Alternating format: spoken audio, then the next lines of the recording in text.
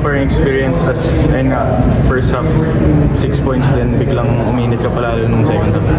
Yun lang, lagi yung sinasabi sa akin ni Coach na pag open ako, take ko lang yung shot ko and kumpiyansa lang yung bawat bitaw ko.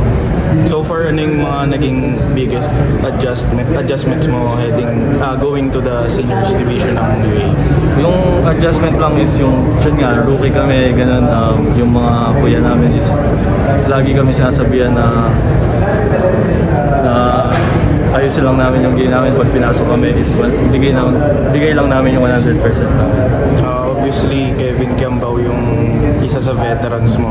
Meron ka bang mga bagay na parang tinatanong sa kanya specifically or mga gusto mong makuha mula sa kanya? Yung gusto ko lang makuha sa kanya is yung love niya for the game is yung sipag niya, ganun yung hard work niya pag nasa practice kami is lagi siyang nag-extra, ganun, yun lang. Tsaka lagi niya din ako sinasabihan na yun lang, pag pinasa niya sa akin, take ko lang yung shot. So yun nga sa first year mo dito sa UAAP defending champion kasama mo, mataas yung expectations. Paano mo rin walang hinahandle yung ganung challenge yun? Ano yung sineset mo dito sa first year?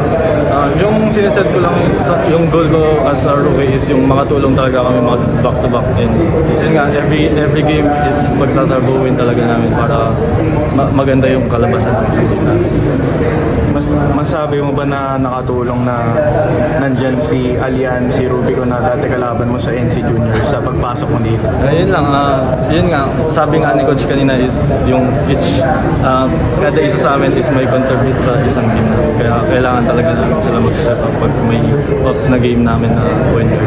Pero nakapag-banding ba kayo nung kayong tatlo? Nung mga pre-season namin, lagi kaming magkakasama.